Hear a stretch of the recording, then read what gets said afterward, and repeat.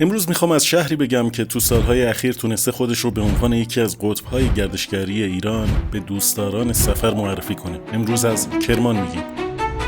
شهر کرمان تو استان کرمانه که بزرگترین استان ایران هم به حساب میاد. این شهر یکی از شهرهای دیدنی در نیمه جنوبی کشور و تاریخی طولانی داره.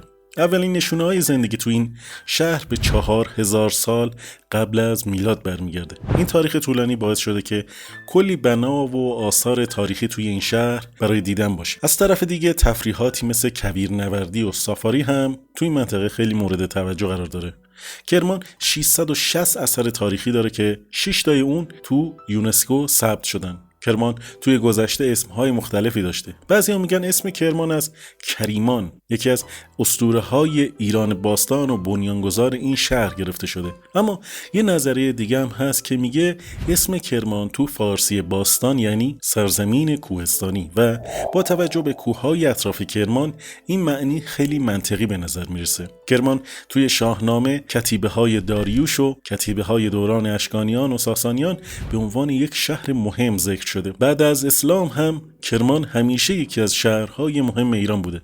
یکی از مهمترین اتفاقات این دوره پناه دادن کرمانی ها به لطفعلی خان زند بود که با انتقام آقا محمد خان قاجار ختم شد. بعد از اون پادشاهان قاجار تلاش کردند با آباد کردن کرمان از مردم این شهر دلجویی کنن. به همین دلیل بیشتر آثار تاریخی این شهر مربوط میشه به دوران قاجار. توی دوران معاصر هم کرمان هنوز یکی از شهرهای مهم ایران حساب میشد و توی سالهای اخیر تونسته خودش رو به عنوان یکی از قطب‌های گردشگری ایران جا بندازه. مردم کرمان بیشتر با زبان فارسی و لهجه شیرین کرمانی صحبت میکنن، ولی این شهر اقلیت‌های لر و بلوچ و زرتشتی هم داره. آب و هوای کرمان خیلی گرم و کویریه. البته این گرما بیشتر توی تابستون رو در بر میگیره و فصل‌های دیگه داره که مناسب سفر به این شهره. حالا بریم چند تا از جاذبه‌های کرمان که حتما باید رفت رو بهتون معرفی کنیم.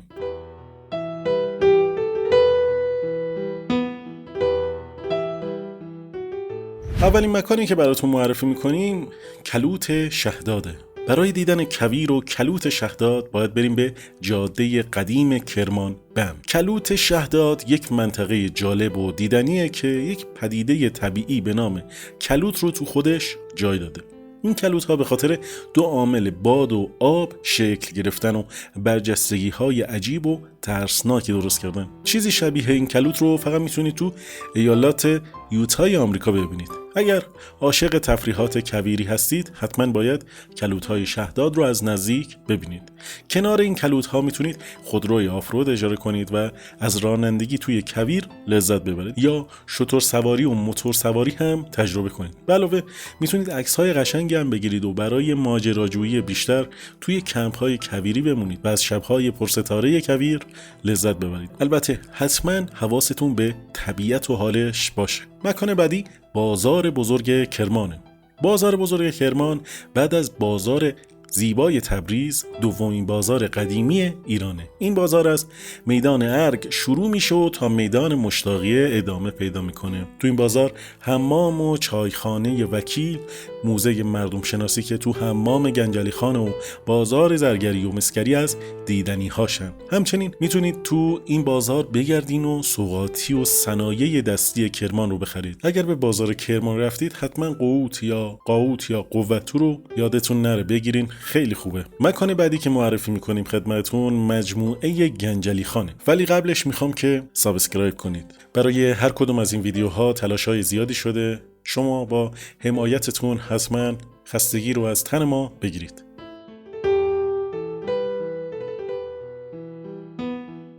خب قرار شد که از مجموعه گنجلی خان بگیم خدمتون، ولی اول بیاد ببینیم گنجلی خان کیه. گنجلی خان یکی از حکام مهم دوره شاه عباس بزرگ صفویه که از سال 1005 تا حدود 30 سال بعدش در کرمان حکومت میکرده. اون از طایفه زیک بوده که فکر کنم از کردها هستن. امیدوارم که تلفظش هم درست باشه. گنجلی خان تو مدت فرمانداریش تلاش‌های زیادی کرد که کرمان رو آباد کنه و بناها و آثار زیادی هم ساخت. زمانی که عباس میرزا که بعدها میشه شاه عباس بزرگ در هرات تحت نظر بود، گنجلی بیک که هنوز خان نشده بود جزو خدام مخصوص و معتبر درگاه شاهزاده عباس میرزا بود، کسی که بعدها میشه شاه عباس بزرگ. میگم وقتی قرار بود که به دستور شاه اسماعیل دوم عباس میرزا مثل سایر شاهزادگان صفوی کشته بشه، علی قلی خان شاملو، مرشد قلی خان استاجالو و همین گنجلی خان میان و شاهزاده عباس میرزا رو نجات میدن و بعد اون رو به سمت پایتخت هدایت میکنن که داستانش مفصل و قبلا بهش پرداختیم. اینم اضافه کنم که شاه عباس همیشه به گنجلی خان احترام میذاشته و اونو بابا خطا میکرده. خب برسیم به مجموعه گنجلی خان که به همت همین فرد ساخته شده. مجموعه گنجلی خان یه بنای تاریخی تو مرکز کرمانه که تو دوره صفوی به دست گنجلی خان ساخته شده. این مجموعه شامل میدان، حمام که الان موزه مردم شناسیه، زرابخانه، کاروانسرا، مدرسه، آبنبار و بازاره که البته مجموعه های دیگه هم داره. گنبد جبلیه یه بنای سنگی تو شرق کرمان که به موزه سنگ هم معروفه. تاریخ دقیقش مشخص نیست و همینم باعث شده رازآلود و عجیب باشه. البته بعضیا میگن مال دوران ساسانی و چون تو ملاتش شیر شتر به کار رفته از استحکام بالایی برخورداره. مکان بعدی دیدنی کرمان باغ فتح آباده.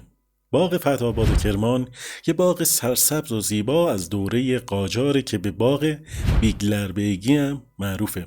شبها با نور پردازی جذابش زیباییش چند برابر میشه و آماده برای میزبانی از گردشگرانه. این باغ تو اختیارآباد و تو 25 کیلومتری کرمان قرار داره. مکان بعدی باغ شازده کرمانه. باغ شازده تو مسیر قدیمی راه ابریشم قرار داره و زمینش جای مناسبی برای ساخت یک باغ بزرگ بوده. اینجا سیستم آبیاری خیلی جالبی هم داره و آب زیادی که تو باغ شازده هست از قنات و رودخانه تیگران، اگه درست تلفظ کرده باشم، گرفته میشه. داخل باغ هم جذابیت هایی داره که قابل وصف نیست. وقتی وارد میشید مخصوصا از طبقه بالای سردرخانه، علاوه بر نمای بیرونی باغ، چشمانداز 4 باغ هم دیده میشه. وقتی هم به سمت مخالف نگاه میکنید چشمانداز کوه رو میبینید. نوع معماری این باغ نشون میده که هم برای سکونت و هم برای تفریح طراحی شده.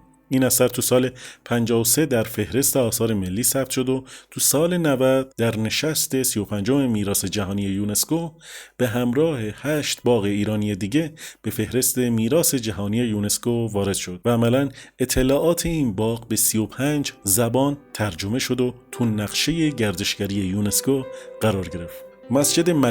مسجد امام یا ملک تو خیابون امام خمینی کرمان قرار داره و یکی از قدیمی ترین بناهای شهره. این مسجد که تو دوره سلجوقی ساخته شده معماری 4 ایوانی داره و حدود 1000 سال قدمتشه. داخلش یک برج آجوری سلجوقی، 3 محراب و یک قنات هست که آبش از وسط مسجد رد میشه. مسجد جامع کرمان هم که به مسجد مظفری هم معروفه تو دوره آل مظفر ساخته شده و معماری 4 ایوانی داره. کاشیکاری های محرابش هم خیلی چشم نواز و جای خوبیه برای گرفتن عکس یادگاری. باغ موزه هرندی اول یه باغ تفریحی بوده، بعد چند سال به یه تاجر کرمانی فروخته میشه. 40 سال بعد هم این باغ به وزارت فرهنگ و هنر داده میشه و عملاً در رو به روی مردم باز میکنن تا از این اثر زیبا دیدن کنن. الان هم طبقه همکف موزه است که به سازهای سنتی اختصاص داده شده و طبقه بعدیش موزه باستانشناسی. مجموعه ابراهیم خان ظهیرالدوله یکی از حاکمان کرمانه که تو زمان فتح علی شاه قاجار بر این منطقه با عدالت فرمان روایی میکرده. این مرد یک مجموعه بزرگ با مساحتی بیش از 4000 متر مربع توی کرمان ساخته تا مردم راحت‌تر بتونن زندگی کنن. تو این مجموعه کلی بخش‌های مختلف بوده، مثل مدرسه، بازار، حمام، آبنبار، مسجد و چیزهای دیگه. مجموعه ابراهیم خان نزدیک میدان گنجلی خان قرار داره و بازار زیباش هنوز هم مثل همیشه به کار خودش ادامه داده.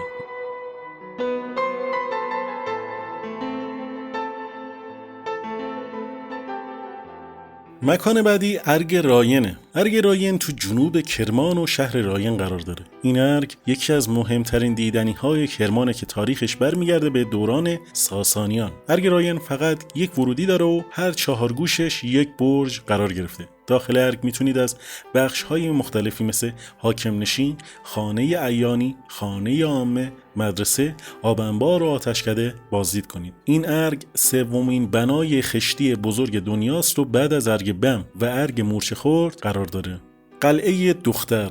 قلعه دختر یا قلعه کهنه و آتشکده آناهیتا یکی از قدیمی ترین دیدنی های کرمانه که در زمان مادها ساخته شده. این قلعه با خشت و خاک رو ساخته شده و یکی از بناهای پررمز و راز کرمانه. طبق افسانه ها دختر حاکم کرمان در زمان مادها یک کرم جادویی داشته که جادوش مانع از نفوذ دشمن به قلعه دختر می شده.